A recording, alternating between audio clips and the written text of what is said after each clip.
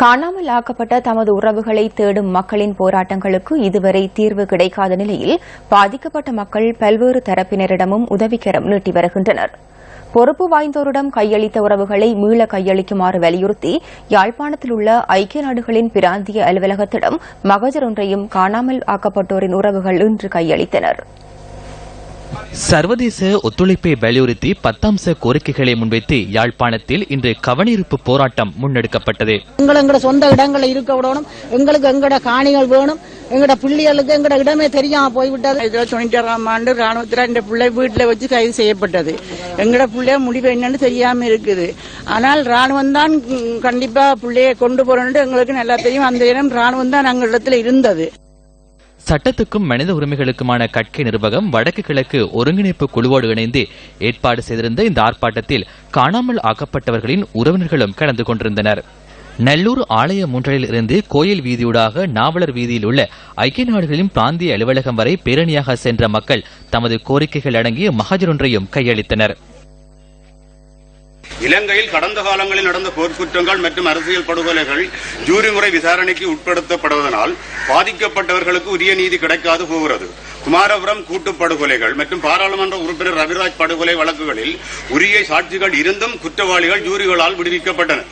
இலங்கை அரசின் நீதிமுறை தமக்கு சார்பாக அமையாது என்பதாலேயே உரிமை மீறல்களுக்காக உள்ளானோர் தொடர்ந்தும் சர்வதேச நீதி பொறிமுறையை வலியுறுத்தி வருகின்றனர் என்பதையும் இங்கு சுட்டிக்காட்டுகிறோம்.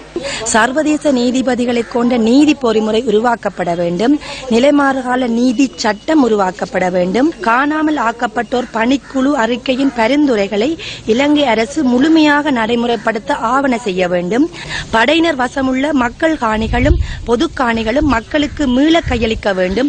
தீர்மானம் 30(1) மற்றும் ஆணையாளர் நாயத்தின் இலங்கை மீதான விசாரணை அறிக்கையின் பரிந்துரைகளை தாமதமின்றி அமல்படுத்த ஆவண செய்ய வேண்டும். 2009ஆம் ஆண்டு யுத்தம் முடிவந்த அறிவிக்கப்பட்ட பின்பு பல நூற்றுக்கணக்கான எங்களுடைய மக்கள் காணாமல் ஆக்கப்பட்டிருக்கிறார்கள். இலங்கை அரசாங்கத்தால் இன்று வரை அவர்களுக்கான நீதி கிடைக்கப்பெறாமல் இன்று அவர்கள் பெற்றோர்கள் பிள்ளைகள் அலைந்து திரிகின்றார்கள்.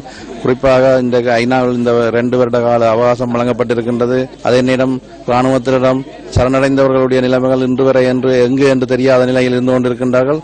இதேவேளை கிளிநொச்சி உலக உணவு ஸ்தாபன அலுவலகத்திடம் காணாமல் ஆக்கப்பட்டவர்களின் உறவினர்கள் மகஜர் ஒன்றை கையளித்தனர்.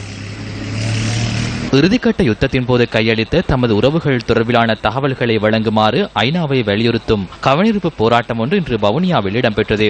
ஜெனீவாவில் மனித உரிமை பேரவையின் கூட்டத்தொடர் இடம்பெற்று வரும் நிலையில் வவுனியா மாவட்ட செயலகத்துக்கு முன்பாக இந்த ஆர்ப்பாட்டம் இடம்பெற்றது. எங்களுக்கு இந்த நல்லாட்சி அரசாங்கமானது உண்மையிலே எங்களுக்கு இந்த மக்களின் கண்ணீரை துடைப்பதற்கு எங்களுக்கு ஒரு பதில் தர வேணும், நல்ல பதிலாக எங்களுக்கு தர வேணும் என்று அரசாங்கம் எங்களுக்கு 2 வருட அவகாசம் எங்களுக்கு கேட்டுக்கொண்டிருக்கிறோம். எங்களுக்கு அந்த பதில் எங்களுக்கு வேண்டாம். இதேவேளை காணாமலாக்கப்பட்டோர் தொடர்பிலான விசாரணைகளை துரிதப்படுத்த வேண்டும் எனவும் தமக்கு நீதியை வழங்க வேண்டும் எனவும் வலியுறுத்தி திருகோணமலையிலும் மக்கள் ஆர்ப்பாட்டத்தில் ஈடுபட்டனர்.